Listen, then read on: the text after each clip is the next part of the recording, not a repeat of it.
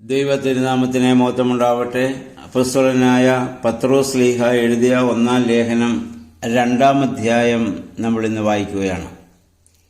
2-ാം അധ്യായത്തിൻ്റെ 1, 2, 3 വാക്യങ്ങളിൽ പത്രോസ് ശ്ലീഹ പറയുന്ന ക്രിസ്തീയ ജീവിതത്തിനുള്ളതായ പ്രബോധനങ്ങളാണ്. എല്ലാ തിന്മയും വഞ്ചനയും കാപട്യവും അസൂയയും അപവാദവും ഉപേക്ഷിക്കണം. എന്നിട്ട് രക്ഷയിലേക്ക് വളർന്നു വരുവാൻ പരിശുദ്ധവും ആത്മീയവുമായ പാലിനു വേണ്ടി ശിശുക്കളെ പോലെ ദാഹിക്കണം. ദൈവത്തിൽ വളരുവാൻ, ക്രിസ്തുവിൽ വളരുവാനുള്ള ഒരു ദാഹം നമുക്കുണ്ടാകണം. ഒരു ശിശു എപ്പോഴും പാല് കുടിക്കുവാൻ ആഗ്രഹിക്കുന്നത് പോലെ ഉള്ള ഒരു ദാഹം, ആത്മദാഹം നമ്മിലുണ്ടാകണം. 4 മുതലുള്ള വാക്യങ്ങളിൽ അദ്ദേഹം പറയുന്നത്, മനുഷ്യർ തള്ളിക്കളഞ്ഞെങ്കിലും ജീവനുള്ള ആ കല്ലിനെയാണ് നിങ്ങൾ സമീപിച്ചിരിക്കുന്നതെന്നാണ്. ഈ കല്ലിനെ യഹൂദ സമൂഹം തള്ളിക്കളഞ്ഞു. ആ കല്ലാണ് നമ്മുടെ കർത്താവായ യേശു ക്രിസ്തു. മൂലക്കല്ലിനോട് ചേർത്ത് മറ്റ് ജീവനുള്ള കല്ലുകൾ എന്നതുപോലെ ക്രൈസ്തവരായ നമ്മൾ പണിയപ്പെടണം.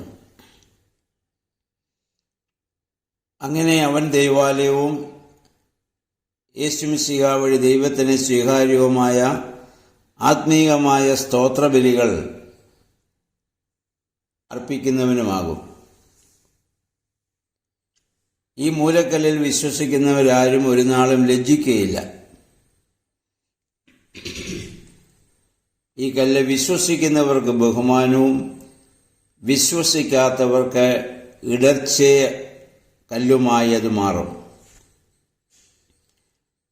അങ്ങനെയുള്ളവർ തട്ടി വീഴാൻ കാരണം അനുസരിക്കുന്നതിനായി നിയോഗിക്കപ്പെട്ടവർ അപ്രകാരം ചെയ്യാതിരിക്കുന്നത് കൊണ്ടാണ്. എഫേസ്യ ലേഖനത്തിലും നമ്മളിത് പൗലോസ്ലീഹ പറഞ്ഞു, ക്രിസ്തുയേശു മൂലക്കല്ലായിരിക്കെ അപ്പോസ്തലന്മാരും പ്രവാചകന്മാരും എന്ന അടിസ്ഥാനത്തിന്മേൽ നിങ്ങൾ പണിയപ്പെട്ടിരിക്കുന്നു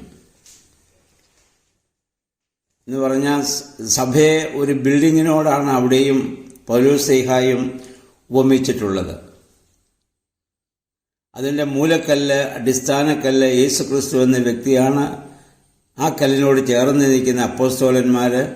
അതിനുശേഷം ഓരോ വിശ്വാസികളും അതിൻ്റെ ഓരോ മുകളിലത്തെ കല്ലുകളായി വയ്ക്കപ്പെട്ട ഗോപുരം പണിയപ്പെടുകയാണ്. ഞാനും നിങ്ങളുമൊക്കെ ആ കല്ലിൻ്റെ ഭാഗമാണ്. ആ കല്ലിനോടുള്ള ബന്ധത്തിൽ എപ്പോഴും ആയിരിക്കാൻ നമ്മൾ ശ്രമിക്കുക എന്നുള്ളതാണ്. 9 മുതലുള്ള വാക്യങ്ങളിൽ 9-ാമത്തെ വാക്യം വളരെ പ്രധാനപ്പെട്ടതാണ്. ഇതിനു മുമ്പ് നമ്മൾ ചിന്തിച്ചിട്ടുള്ളതാണ്. പൗലോസ്ലീഹ പറഞ്ഞു, ഇപ്പോഴുള്ള നമ്മുടെ അവസ്ഥ എന്താണ്, മുമ്പുള്ള അവസ്ഥ എന്തായിരുന്നു. നിങ്ങളോ അന്ധകാരത്തിൽ നിന്ന് തൻ്റെ അത്ഭുത പ്രകാശത്തിലേക്ക് വിളിച്ചവൻ്റെ സൽഗുണങ്ങളെ ഘോഷിപ്പാൻ തക്കവണ്ണം തെരഞ്ഞെടുക്കപ്പെട്ട ജാതി, രാജകീയ പുരോഹിത വർഗം, വിശുദ്ധ വംശം, സ്വന്തം ജനം. എവിടെ നിന്നാണ് നമ്മൾ വിളിക്കപ്പെട്ടത്? എവിടേക്കാണ് വിളിക്കപ്പെട്ടത്? അന്ധകാരത്തിൽ നിന്ന് എന്ന് പറഞ്ഞാൽ ദൈവിക തേജസ്സില്ലാത്ത പൈശാചിക അടിമത്തം. എങ്ങോട്ടാണ് വിളിക്കപ്പെട്ടത്? അത്ഭുത പ്രകാശത്തിലേക്ക്. ആരാണ് ഈ അത്ഭുത പ്രകാശം? യേശുക്രിസ്തു എന്ന വെളിച്ചമാണ്. എന്തിനാണ് നമ്മൾ വിളിക്കപ്പെട്ടത്?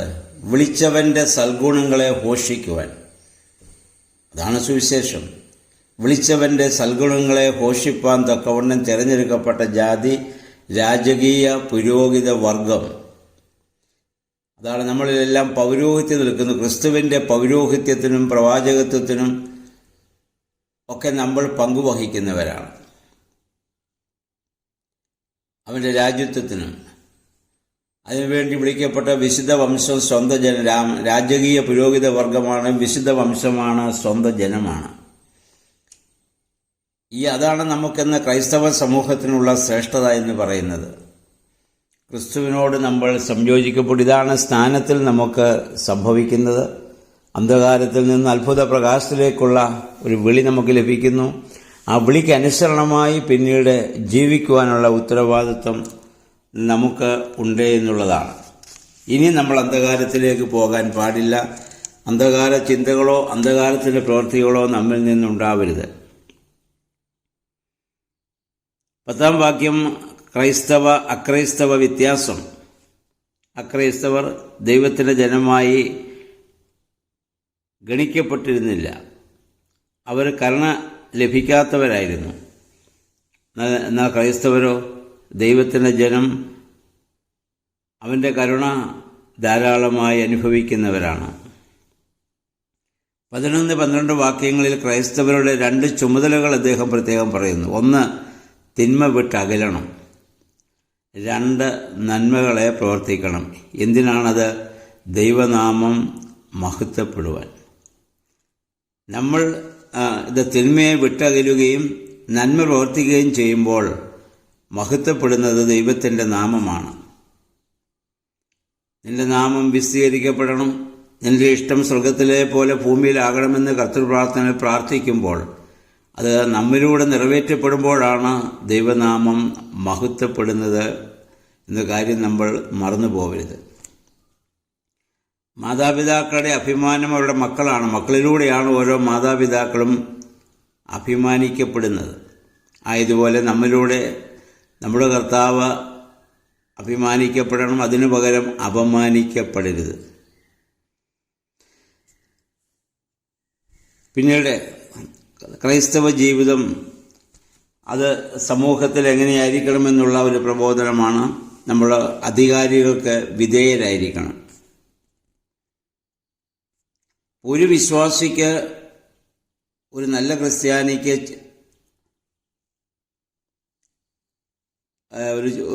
ഒരു ചീത്ത പൗരനായി ഇരിക്കുവാൻ ഒരിക്കലും സാധ്യമല്ല. അതുകൊണ്ട് അധികാരികൾക്ക് നമ്മൾ വിധേയപ്പെടേണ്ടതാണ്. കാരണം എല്ലാ അധികാരങ്ങളും ദൈവത്താൽ വരുന്നുവെന്നുള്ള ആ കാര്യം ഇതിനു മുൻപും പൗലോസ്ലീഹായും തൻ്റെ ലേഖനങ്ങളിലൊക്കെ പറഞ്ഞ് നമ്മൾ കേട്ടതാണ്. എന്നാൽ ദൈവത്തെ വിസ്മരിക്കുന്ന അധികാരികളുള്ള പെരുമാറ്റത്തിൽ നമ്മൾ നമ്മളെ തന്നെ സൂക്ഷിക്കണം എന്നുള്ളതാണ്. 15-ാം വാക്യത്തിൽ പറയുന്നു, ദൈവത്തിൻ്റെ ഇഷ്ടം.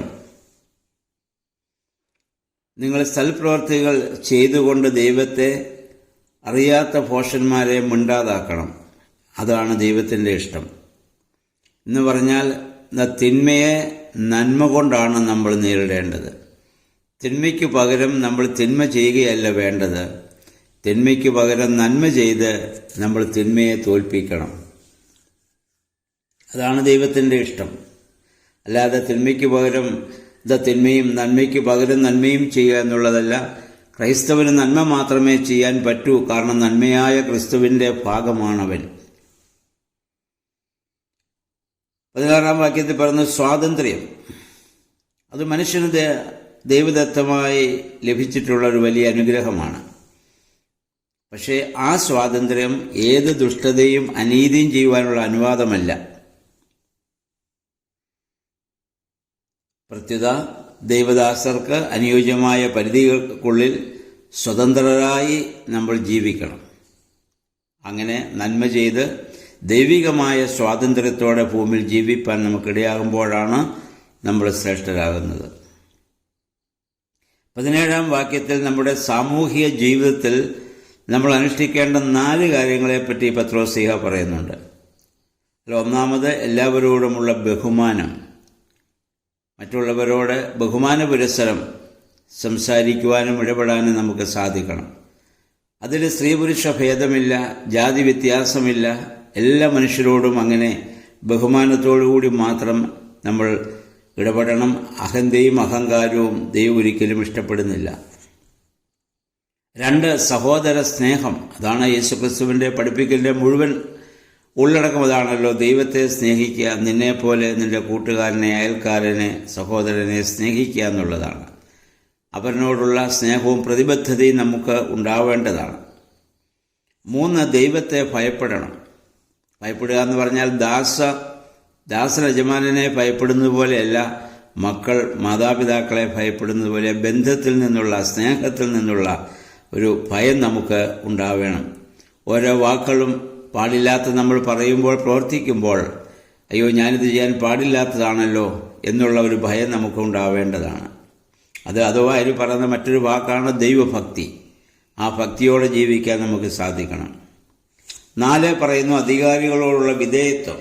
ഇപ്പോൾ പറഞ്ഞാൽ എല്ലാ അധികാരങ്ങളും ദൈവത്തിൽ നിന്ന് ലഭിക്കുന്നതിനാൽ ജാതിമത ഭേദമന്യേ എല്ലാവരോടുള്ള ഒരു വിധേയത്വം മനോഭാവത്തെ പാപം ചെയ്യുന്നതിന് വേണ്ടിയിട്ടല്ല, പ്രത്യുത ഇവിടെ സമാധാനപരമായ ജീവിതം നയിക്കുന്നതിന് വേണ്ടിയ വിധേയത്വം നമുക്ക് ആവശ്യമാണ്. 18 മുതലുള്ള വാക്യങ്ങൾ നമ്മൾ വായിക്കും. നമുക്കറിയാം, ഒരു സമൂഹത്തിൽ ഭരിക്കുന്നവരും ഭരിക്കപ്പെടുന്നവരുമുണ്ട്.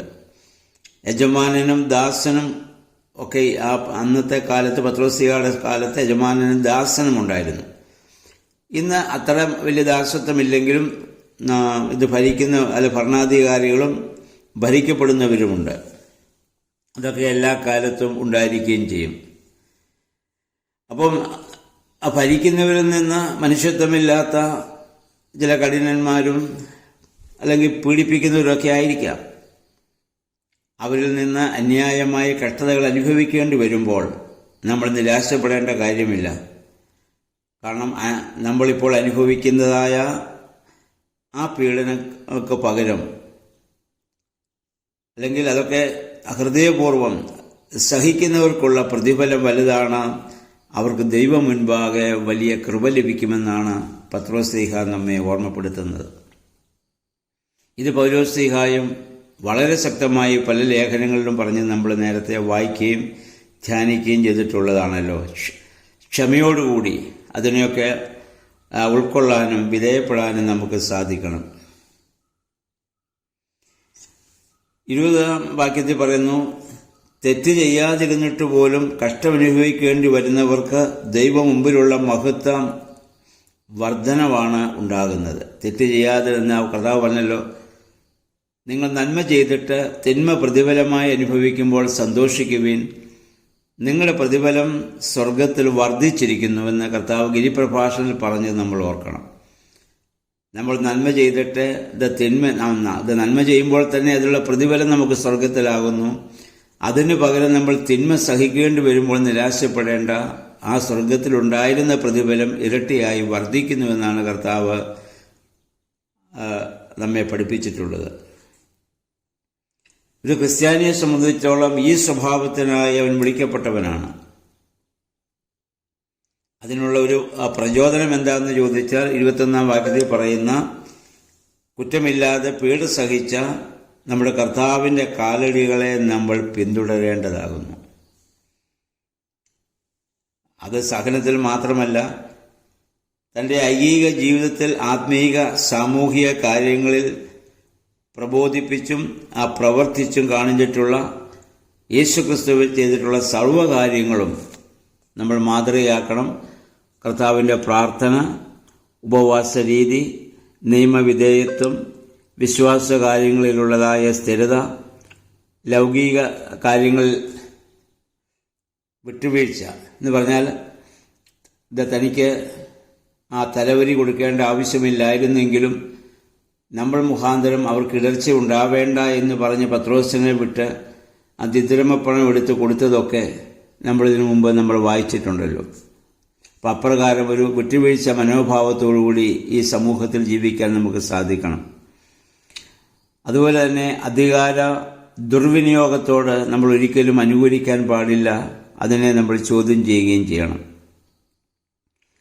ഇപ്രകാരം അതുപോലെ തന്നെ നമ്മുടെ കർത്താവിൻ്റെ വിനയം, തൻ്റെ ശിഷ്യന്മാരുടെ പാദം കഴുകി കാണിച്ചതായ ആ വിനയ സ്വഭാവം, ശത്രുക്കളുള്ള യേശുവിൻ്റെ മനോഭാവം, പിതാവേ ഇവർ ചെയ്യുന്ന എന്തെന്നറിയായാൽ അവരോട് ക്ഷമിക്കണമെന്ന് ക്രൂശിച്ചവർക്ക് വേണ്ടി പ്രാർത്ഥിച്ചതായ പ്രാർത്ഥന, അതുപോലെ തന്നെ തൻ്റെ നസ്രയത്തിലെ കുടുംബത്തിൽ പിറുപിറുപ്പില്ലാതെ സഹന മനോഭാവത്തോടുകൂടി തൻ്റെ മാതാപിതാക്കൾക്ക് വിധേയപ്പെട്ട് താൻ ജീവിച്ചതുപോലെ വിധേയപ്പെട്ട് ദൈവത്തിനും ദൈവികമായതിനും സാഹചര്യങ്ങൾക്ക് വിധേയപ്പെട്ട് ജീവിക്കാൻ നമുക്ക് സാധിക്കണം. അതുപോലെ തന്നെ യേശുവിനെ പോലെ പറഞ്ഞു, ഞാൻ എൻ്റെ പിതാവിൻ്റെ ഇഷ്ടം ചെയ്യുന്നു. അതുപോലെ നമ്മുടെ കർത്താവിൻ്റെ ഇഷ്ടം ചെയ്യാൻ നമുക്ക് സാധിക്കണം. അതുപോലെ തന്നെ നമ്മളോട് അടുക്കുന്നവരെയും ആവശ്യക്കാരെയും പറ്റിയുള്ള ഒരു കരുതൽ നമുക്കുണ്ടാകണം. അങ്ങനെ കർത്താവിൻ്റെ കാലടികളെ പിന്തുടരുവാൻ നമുക്ക് സാധിക്കണം. അതാണ് നമ്മൾ ചെയ്യേണ്ടതായ കാര്യങ്ങൾ. അതാണ് ഒരു മാതൃകാപരമായ ജീവിതമായി പത്രോസ്ലീഹ ഇവിടെ ആവശ്യപ്പെടുന്നത്. 22-23 വാക്യങ്ങളിൽ സ്വന്തം ശരീരത്തിൽ നമ്മുടെ പാപങ്ങൾ മുഴുവൻ വഹിച്ചുകൊണ്ട് കർത്താവ് അവയെ കുരിശിലേക്ക് കയറ്റി എന്ന പരമസത്യത്തിൻ്റെ വെളിച്ചത്തിൽ നമ്മുടെ ജീവിതം പാപത്തിൽ മരിച്ചതും നീതിക്കായി ജീവിക്കുന്നതുമായിരിക്കണം. കർത്താവ് നമുക്ക് വേണ്ടി, നമ്മുടെ പാപങ്ങൾക്ക് വേണ്ടി സ്വന്തം ശരീരത്തിൽ പീഡ സഹിച്ച് നമ്മുടെ പാപങ്ങളെ മുഴുവൻ ഏറ്റെടുത്തുകൊണ്ട് കർത്താവ് ക്രൂശിൽ മരിച്ചതുകൊണ്ട് ആ ക്രിസ്തുവാകുന്ന വെളിച്ചത്തിൽ നമ്മളിനി ജീവിക്കുമ്പോൾ പാപത്തിന് നമ്മൾ മരിച്ചവരായിരിക്കണം. പാപം നമ്മിൽ ഇനി വാഴാൻ പാടില്ല. സത്യത്തിനു വേണ്ടി, നീതിക്ക് വേണ്ടി നമ്മൾ ജീവിക്കുന്നവരായിരിക്കണം. കാരണം കർത്താവിൻ്റെ മുറിവുകൾ നമ്മുടെ സൗഖ്യത്തിന് കാരണമായതാണ്. ഇടയിലില്ലാത്ത ആടുകളെ പോലെ ചിതറിപ്പോയവനെ കർത്താവ് ഒന്നിച്ച് അവൻ ഇത് ചേർത്തതുപോലെ ഇന്നും ലക്ഷ്യബോധ്യമില്ലാതെ അലയുന്ന ആളുകൾക്ക് ക്രിസ്തുവാകുന്ന ആ ലക്ഷ്യം കാണിച്ചു കൊടുക്കുന്ന, അവിടേക്ക് അവരെ നയിക്കുന്ന നല്ല ഇടയന്മാരായി, അങ്ങനെയുള്ളവരുടെ സംരക്ഷകരായി ജീവിക്കാൻ നമ്മൾ ബാധ്യസ്ഥരാണ്. നൂറ്റാണ്ടുകൾക്ക് മുൻപ് പത്രോസ്ലീഹ ക്രൈസ്തവ സമൂഹത്തിന് നൽകിയതായ ഈ ഉപദേശം നമ്മുടെ ജീവിതത്തിൽ നമ്മൾ പ്രാവർത്തികമാക്കുമ്പോഴാണ് നമ്മൾ യഥാർത്ഥ ക്രിസ്ത്യാനികളായി മാറുന്നത്. അപ്രകാരം ഒരു ജീവിതം നയിക്കണമെങ്കിൽ യേശുക്രിസ്തുവിൻ്റെ ആത്മാവ് നമ്മിൽ വസിക്കണം. അത് നമുക്ക് നഷ്ടപ്പെട്ടാൽ നമ്മൾ വീണ്ടും അന്ധകാരത്തിലേക്ക് തന്നെ പോകും. ആ വെളിച്ചത്തിൽ നമുക്ക് വസിക്കുവാനുള്ള പ്രധാന ഘടകങ്ങളിൽ നിന്ന് നമുക്ക് ലഭിച്ചിരിക്കുന്ന ഒന്ന് ദൈവത്തിൻ്റെ വചനം തന്നെയാണ്. അത് നമ്മൾ നിരന്തരമായി വായിക്കുകയും ധ്യാനിക്കുകയും പ്രാർത്ഥിക്കുകയും ചെയ്യുമ്പോൾ അപ്രകാരമുള്ള ജീവിതം നയിക്കുവാൻ നമുക്കിടയാകും. ദൈവമേ, പരിശുദ്ധാത്മാവേ, അതിന് ഞങ്ങളെ ശക്തീകരിക്കണമേ എന്ന് നമുക്ക് പ്രാർത്ഥിക്കാം. എല്ലാവർക്കും നല്ല ഒരു ശുഭദിനം ആശംസിക്കട്ടെ. ദൈവനാമം മാത്രം മഹത്വപ്പെടുവാൻ ഇടയാവട്ടെ.